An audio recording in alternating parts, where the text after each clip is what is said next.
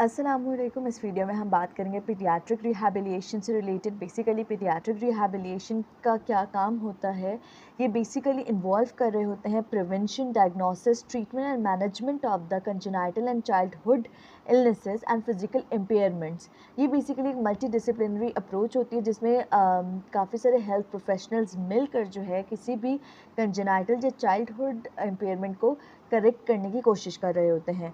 Services जो पीड्स rehabilitation provide कर रहा होता है, that include evaluation and the assessment of the child, then treatment design and individualised exercise programmes. Then उसके बाद जो है, क्योंकि ये आपके पास बच्चों को इन्वॉल्व कर रहे होते हैं, तो इसमें family education is very important. Patient के साथ साथ फैमिली एजुकेशन जो है पीड्स रिहैबिलिटेशन का एक कोर कंपोनेंट है, बिकॉज फैमिली एजुकेशन ही बच्चे के लिए बेटरमेंट में रोल प्ले करेगी।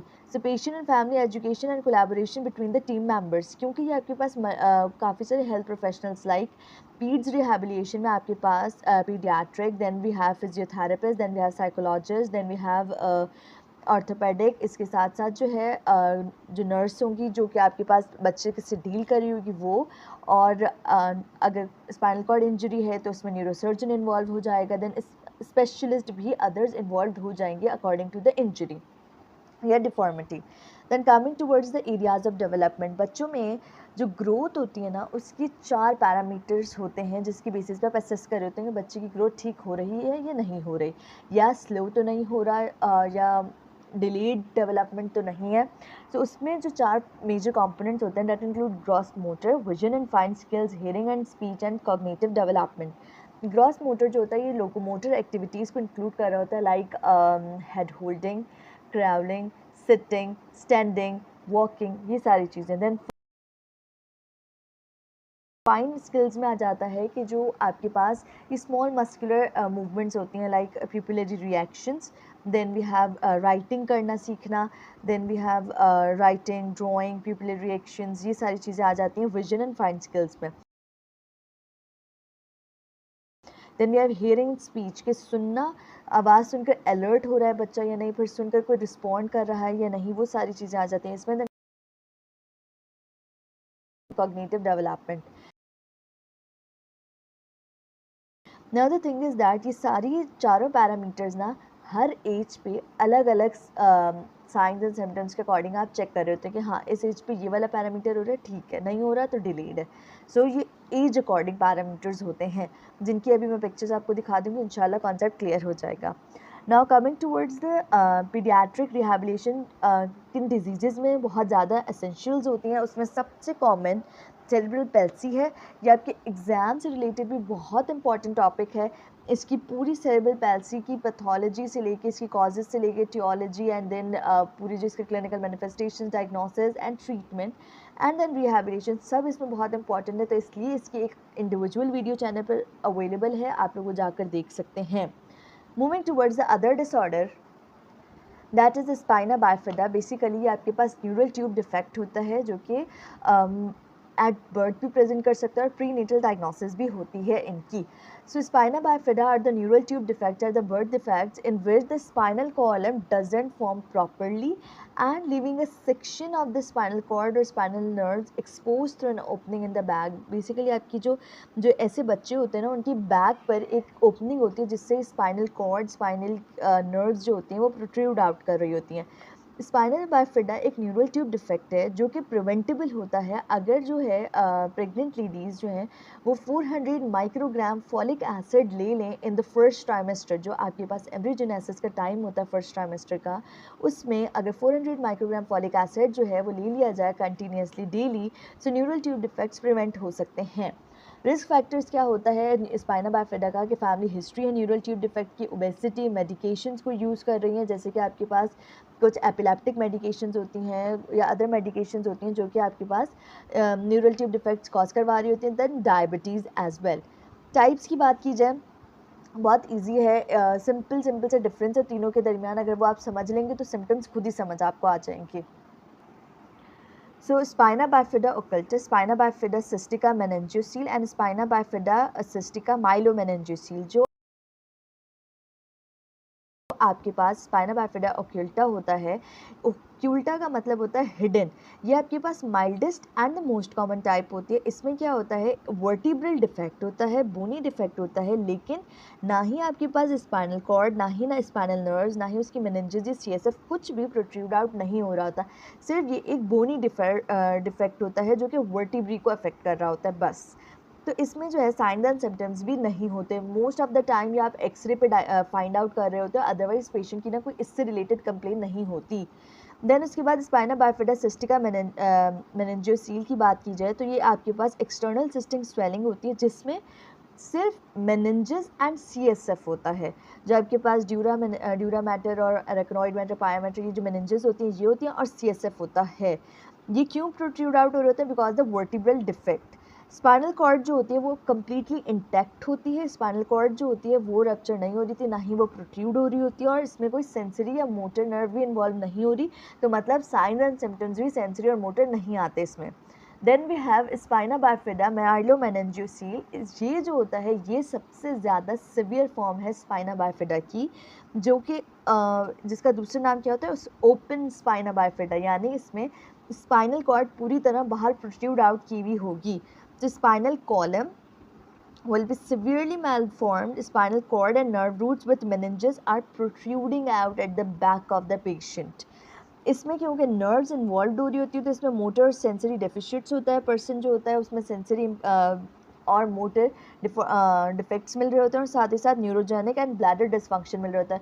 बेसिकली स्पाइनल कॉर्ड की जितनी भी सप्लाई जिन जिन एरियाज़ में जा रही होती है वहाँ पे कॉम्प्रोमाइज़ मिल रहा होता है, और ये आपके पास इसमें जो होता है पेशेंट जो बहुत कम चांसेस होंगे सर्वाइव करते हैं, बिकॉज स्पाइनल कॉर्ड पूरी तरह से इन्वॉल्व हो जाती है और वो आपके पास रेस्पिरेटरी सिस्टम को भी अफेक्ट कर रही होती है, देन बॉवेल, ब्लैडर, सारे सिस्टम्स को अफेक्ट कर रही होती है। कॉम्प्लिकेशंस की बात की जाए so it include walking and mobility problems, orthopaedic complications, bowel and bladder symptoms, infection in the brain tissues भी हो सकते हैं, skin disorders and sleeping breathing disorders. Basically ये सारे डिसऑर्डर्स होने की वजह क्या है कि स्पाइनल कॉर्ड जो होती है वो आपके पास बेसिकली इन्वॉल्व हो रही है, नर्व रूट्स इन्वॉल्व हो रही है, जिसकी वजह से जहाँ जहाँ उनकी नर्व सप्लाई है वो आपके पास डिस्टर्बेंस कॉज कर रही होती है। जैसे आपके पास थोरैकोलैम्बर प्लेक्सिस बन रहा होता है जो कि आपके पास लोअर लिम्ब को सप्लाई कर रहा होता है, तो मोबिलिटी अफेक्ट हो रही होती है। देन आपके पास जो लंबोसेक्रल रीजन होते हैं वहाँ से बॉवल और ब्लैडर से नर्व सप्लाई जा रही होती है, तो इसलिए वहाँ पे आपके पास सिम्टम्स प्रोड्यूस होंगे, इन्फेक्शन के चांस बढ़ जाएंगे, बिकॉज आपके पास स्पाइनल कॉर्ड जो है वो बैक पर ओपन है, तो उसकी वजह से इन्फेक्शन के चांस बढ़ जाएंगे, स्किन डिसऑर्डर हो सकता है, और स्लीपिंग ब्रीथिंग डिसऑर्डर्स क्यों है, बिकॉज अगर सर्वाइकल स्पाइनल कॉर्ड इन्वॉल्व है तो उस केस में आपके पास डायफ्रेगमेटिक जो नर्व सप्लाई होती है वो कॉम्प्रोमाइज़ हो जाएगी, और उसकी वजह से ब्रीथिंग डिसऑर्डर हो सकता है, ब्रीथिंग डिफिकल्टीज हो सकती हैं। Now coming towards the rehabilitative management of the spina bifida, so we have an exercise programmes जो कि डिपेंड कर रहे होते हैं एज ऑफ द पेशेंट पे और पेशेंट की क्लिनिकल स्टेबिलिटी क्या है। उसके बाद इन्फेंट्स में जो डेवलपमेंटल माइलस्टोन्स होते हैं उन्हें गेन करने की कोशिश की जा रही होती है in the spina bifida rehabilitative management, like उनकी सिटिंग, स्टैंडिंग, वॉकिंग, जो उनकी मूवमेंट्स होती हैं उन्हें अच्छा करने की कोशिश की जाएगी। देन जो हो गया बच्चों में कॉन्ट्रैक्शंस की फॉर्मेशन, यानी जो फ्लेक्चर साइड्स हैं वहाँ पे कॉन्ट्रैक्चर बनने से प्रिवेंट करने के लिए उन्हें स्ट्रेचिंग एक्सरसाइजेस करवाई जाएंगी। देन स्ट्रेचिंग के साथ साथ कास्टिंग भी की जा सकती है for the prevention of the contracture. Strengthening exercises जो होंगी विद इलेक्ट्रिकल स्टिमुलेशन जो होंगी वो एसेंशियल होंगी या हेल्पफुल होंगी फॉर द क्वाड्रिसेप्स मसल, क्योंकि ये आपके पास मोबिलाइजेशन में हेल्प करेगा। ऑर्थोसिस जो होती है वो इन पेशेंट्स में यूज़ हो रही होती है, बिकॉज जो लोअर लिम्ब होता है ना उसके पास नर्व सप्लाई बहुत कॉम्प्रोमाइज़ हुई होती है, तो बहुत वीकनेस हो रही होती है, पेशेंट खुद अपनी सपोर्ट से चल नहीं पा रहा होता, तो उन्हें जो है ऐसे कुछ आर्टिफिशियल मेजर्स दे दिए जाते हैं जिससे उन्हें हेल्प होती है इन मोबिलिटी। अगर thoracic and higher lumbar lesion है तो उस केस में क्वाड्रिसेप्स नॉन फंक्शनल होगा and we are gonna use hip, knee, ankle, foot orthosis. If it is a lumbar lesion, in that case ankle foot orthosis will be the suitable. In case of sacral lesion, foot orthosis will be used. This is all about the spina bifida. Moving towards the myopathies. Basically myopathies general term है जो कि use हो रही होती है skeletal muscles के लिए, कि स्केलेटल मसल्स की डिजीज़ होती है जो कि उनकी जो फंक्शनैलिटी होती है उससे कॉम्प्रोमाइज़ करवा रही होती है। We have 3 types: congenital myopathies, acquired myopathies and critically ill myopathy. Congenital myopathies वो होती हैं जो कि एट बर्थ प्रेजेंट होती हैं जेनेटिक डिफेक्ट्स की वजह से। इसमें आपके पास मसल टोन लॉस हो रही होती है, मसल वीकनेस हो रही होती है। एक्वायर्ड मायोपैथीज जो होती हैं डेवलप हो रही होती हैं later in the life due to the any auto immune reaction, infections, medications and electrolyte imbalance. Critically ill myopathies क्या होते हैं? ये वो आपके पास मसल डिसऑर्डर होता है जो कि डेवलप हो रहा होता है द क्रिटिकली इल पेशेंट, जिसमें सिर्फ स्केलेटल मसल्स इन्वॉल्व नहीं हो रहे होते बल्कि साथ में आपके पास रेस्पिरेटरी मसल्स भी इन्वॉल्व हो जाते हैं। इसकी कॉजेज़ में प्रोलॉन्ग इमोबिलाइजेशन आ जाती है, muscle relaxants use, excessive use of the muscle relaxant, steroids and sedatives आ जाता है। साइंस एंड सिम्टम्स की बात की जाए तो मसल वीकनेस हो रही होती है। A very classical point in myopathies की जो मसल वीकनेस होती है ना वो अपर लिम्ब से स्टार्ट होती है, यानी अपर आर्म शोल्डर से एंड देन थाइज़, इस तरह से इन्वॉल्व करती जाएगी एंड ओवरऑल जनरल वीकनेस भी मिल सकती है।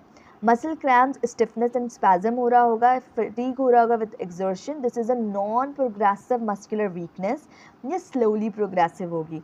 Slow developmental of the skill, जैसे कि अगर कोई बच्चा है जिसे मायोपैथीज़ हैं तो उसको जो है एक तो डेवलपमेंटल डिले होगा, जितने भी माइलस्टोन हैं वो डिले होंगे, साथ ही साथ कोई मस्कुलर अगर वो चीज़ सीख रहा है जैसे लाइक पेंसिल होल्डिंग, वॉकिंग, इन सारी चीज़ों में भी उसे डिफ़िकल्टी होगी। देन वी हैव कि उससे स्पीच या स्वॉलोइंग डिसऑर्डर भी हो सकते हैं, बिकॉज मायोपैथीज़ में आपके पास सारे मसल्स इन्वॉल्व हो सकते हैं जिसकी वजह से बोलने में भी मसला होगा, खाने में भी मसला होगा। At the end there would be difficulty in respiration as well. Diagnosis जो होती है वो ब्लड टेस्ट के ज़रिए की जा रही होती है, जेनेटिक टेस्टिंग के ज़रिए। इसके अलावा muscle biopsy is investigation of choice because ये मस्कुलर डिसऑर्डर है, और इलेक्ट्रोमायोग्राफी भी की जा सकती है।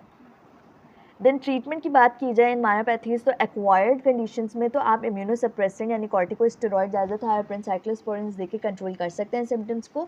अगर ऑटोइम्यून इन्फेक्शन है तो ट्रीट हो सकता है। इनहेरिटेड में कोई क्योर नहीं होती बिकॉज ये जेनेटिक डिफेक्ट है। तो ऐसी डिजीजेज जहाँ पे कोई क्योर ना हो तो उस केस में फिजियोथेरेपी आपके पास बहुत ज़्यादा कोर एलिमेंट होता है in the management of that patient, क्योंकि वो आपके पास फंक्शनल मैक्सिमम फंक्शनल लेवल तक लेकर जा सकता है पेशेंट को। सो इसमें आप स्ट्रेंथनिंग एक्सरसाइजेस करवाएंगे जो कि उसको एवरीडे एक्टिविटीज़ करने में हेल्प करेगा। देन स्ट्रेचिंग एक्सरसाइजेस करवाएंगे, कॉन्ट्रैक्शन मसल स्टिफनेस को प्रिवेंट करेगा। हाइड्रोथेरेपी करवाकर आप पेन को रिलीव कर सकते हैं। गेट री एजुकेशन देंगे पेशेंट को, ब्रीथिंग कंट्रोल सिखाएंगे बिकॉज इसमें आपके पास मसल्स इन्वॉल्व हैं, तो आपके पास एक्सेसिव मसल या एक्सर्शन अगर वो कर रहा है ब्रीथिंग में या कोई हैवी वर्क करे तो इसमें आपके पास ब्रीथिंग डिफ़िकल्टी हो सकती है, तो वो सारी एक्सरसाइजेस करवाएंगे एंड बैलेंस वर्क सिखाएंगे पेशेंट को, ताकि ना ज़्यादा एक्सर्शन हो ना ज़्यादा उसके मसल्स फटीग होंगे।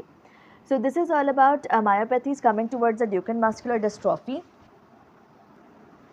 सो ड्यूकेन मस्कुलर डिस्ट्रॉफी आपके पास एक most severe and the most common disorder है ऑफ द मसल डिस्ट्रॉफी।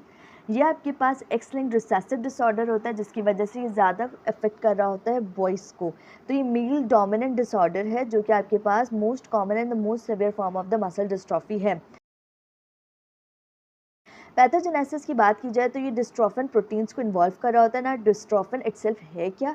ये लार्ज साइटोस्केलेटन प्रोटीन्स होती हैं जो कि साइटोस्केलेटन सिस्टम को बना रही होती हैं, और मस्कुलर सिस्टम की मेंटेनेंस के लिए आपके पास जो सेल का इटसेल्फ स्ट्रक्चर है जिसमें cytoskeleton, cell membrane, extracellular matrix है, उन सबका इंटैक्ट रहना और फंक्शनली रहना बहुत इंपॉर्टेंट है। सो डिस्ट्रोफिन प्रोटीन इसलिए रिस्पॉन्सिबल है उसकी। So it is a major part of the dystrophin glycoprotein complex जो कि आपके पास structural unit of the muscle बना रहे होते हैं। Now in a person suffering from a Duchenne muscular dystrophy, उसमें आपके पास डिस्ट्रोफिन प्रोटीन्स लॉस हो जाएंगी in the muscle cells that will lead to the fragility of the muscles and क्योंकि फ्रिजाइल हो जाएंगे तो वो इजीली डैमेज हो सकते हैं। क्लिनिकल फीचर्स की बात की जाए तो इसमें आपके पास प्रॉक्सिमल मसल ज़्यादा अफेक्ट हो रहे होते हैं, और यह सबसे पहले अफेक्ट होते हैं प्रॉक्सिमल मसल्स जो कि आपके पास बॉडी कोर के करीब होते हैं, और फिर डिस्टल लिम्ब मसल्स अफेक्ट हो रहे होते हैं। लोअर एक्सट्रीमिटी ज़्यादा अफेक्ट हो रही थी as compare to the upper extremity. यहाँ पे आपको काफ मसल्स हाइपरट्रॉफी भी मिल रही होती है। कार्डियोमायोपैथीज कॉमन होती हैं इन दिस पेशेंट्स। देन उसके बाद हाइपोटोनिया मिल रहा होगा with the poor head control in infants. Weakness and difficulty होगी, देखिए अब ना एज अकॉर्डिंग, इन्फेंट्स में वो हेड कंट्रोल नहीं मिलेगा उसे। देन 1 to 3 ईयर्स में उसे वॉक करने में बच्चे को मसला हो रहा होगा। देन उसके बाद अब वॉक नहीं कर पा रहा लेकिन वो कोशिश तो करेगा, अब उस कोशिश में क्या होगा, गिरेगा, जिसकी वजह से फ्रैक्चर रिस्क बढ़ जाएगा। वेडलिंग या ट्रेडलेंबर्ग गेट मिल रहा होता है इन पेशेंट्स में। और एक बहुत इंपॉर्टेंट बात यह है कि देखिए शुरू में तो उसे चलने फिरने में मसला होगा, लेकिन बाय द एज ऑफ 12 तो वो व्हील चेयर पर ही आ जाएगा।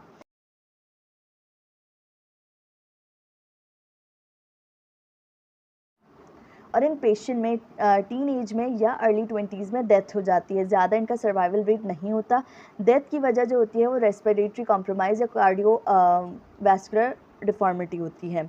Then we have pharyngeal weakness. Pharyngeal weakness की वजह से क्या होगा कि एस्पायरेशन की चांस बढ़ जाएंगे, नेज़ल रिगर्जिटेशन हो सकती है और साथ ही साथ वॉइस भी अफेक्टेड होगी। Incontinence of urine and stool मिल सकता है बिकॉज जो स्फिंक्टर कंट्रोल है वो लॉस हो रहा होगा। देन क्योंकि इसमें मस्कुलर डिस्ट्रॉफी हो रही होती है, डिस्ट्रॉफिन मसल्स डैमेज हो रहे होते हैं, उस सिचुएशन में अगर इन पेशेंट्स को एनेस्थीसिया दिया जाए तो एनेस्थीसिया में एक कॉम्प्लिकेशन होती है, that is the malignant hyperthermia, वो डेवलप हो सकती है। डायग्नोसिस की बात की जाए तो सीरम केराटिन काइनेज लेवल्स देखते हैं आप। मसल बायोप्सी जो कि एक डायग्नोस्टिक टेस्ट है। ईईजी ईएमजी करवा सकते हैं, इसके अलावा जीन एनालिसिस करवाएंगे बिकॉज जेनेटिक डिफेक्ट है, और ईसीजी भी करवाई जा सकती है बिकॉज कार्डियोमायोपैथीज हो रही होती हैं। देन ट्रीटमेंट की बात की जाए तो ग्लूकोकॉर्टिकॉइड थेरेपी दी जाएगी जिसमें प्रेडनिसोन या डेफ्लोजोकॉर्ड दी जाएगी। एंड कार्डियोमायोपैथीज के लिए ACE inhibitors and beta blockers are the choice of drugs. Orthopaedic intervention में फिजियोथेरेपी दी जाएगी पेशेंट की, जिसमें स्ट्रेचिंग एक्सरसाइज करवा जाएंगी टू प्रिवेंट कॉन्ट्रैक्चर। सर्जरी की जाएगी अगर कॉन्ट्रैक्चर डेवलप हो गए तो उन्हें रिलीज करने के लिए। Surgery to correct scoliosis and improve pulmonary function. Then calcium and vitamin D supplements दिए जाएंगे टू प्रिवेंट ऑस्टियोपोरोसिस। एक्सरसाइजेस की बात की जाए तो ये वो बेसिकली मोबिलाइजिंग एक्सरसाइजेज होंगी ताकि डिसयूज एट्रोफी से बचाया जा सके पेशेंट को। Then swimming pool and recreation based exercises दी जाएंगी पेशेंट को ताकि उसकी जो है मोबिलिटी को थोड़ा सा इम्प्रूव किया जा सके। एंड अवॉइड करना होगा इन पेशेंट्स में एक्सेसिव एक्सरसाइज को, या एक्सरसाइज बिल्कुल ही नहीं होगी इन केस कि patient suffering from severe pain या फिर मायोग्लोबिन यूरिया हो रहा हो। प्रोग्नोसिस इन पेशेंट्स की बहुत पुअर होती है। बाय द एज ऑफ 12 जो होते हैं वो व्हील चेयर पर आ जाते हैं, और बाय द एज ऑफ 20 जो होते हैं वो आपके पास रेस्पिरेटरी कार्डियोकोलैप्स की वजह से डेथ हो जाती है इन पेशेंट्स में।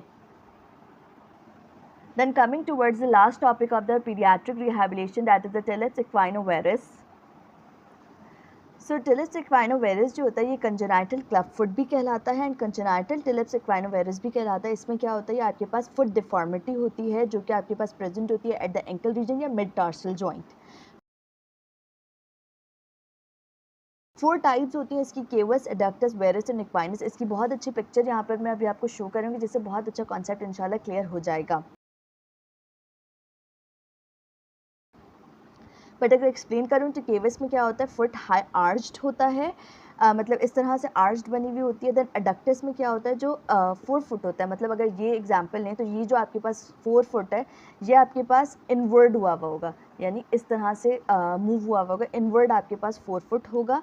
देन वेरस में क्या होता है कि हील आपके पास इनवर्ड हुई हुई होगी कि जिसकी वजह से जो पेशेंट हो रहा होगा ना वो आउटसाइड ऑफ द फुट पे वॉक कर रहा होगा।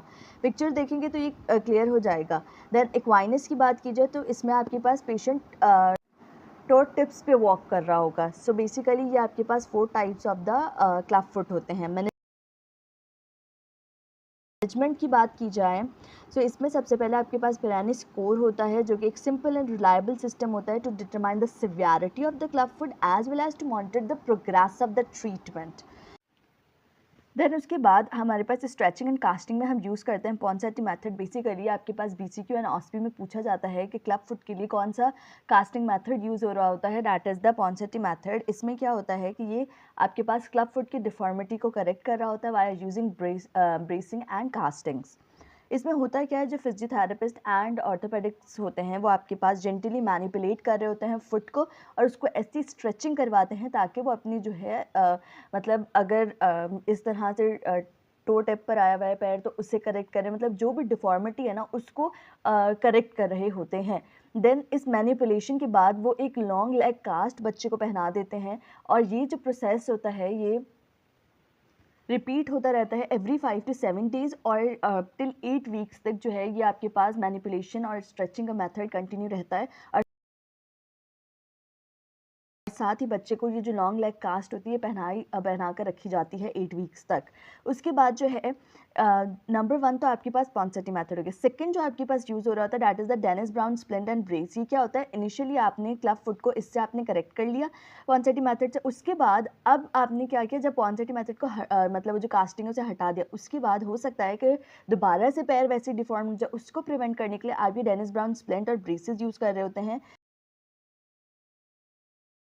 ये आपके पास रिलैप्स को प्रिवेंट कर रहा होता है और successful correction of the deformity करवा रहा होता है। इसमें जो बच्चे यानी जो इन्फेंट्स होते हैं जो अभी नहीं चलते, उन बच्चों में तो ये थ्रू आउट द डे पहनाया जाता है।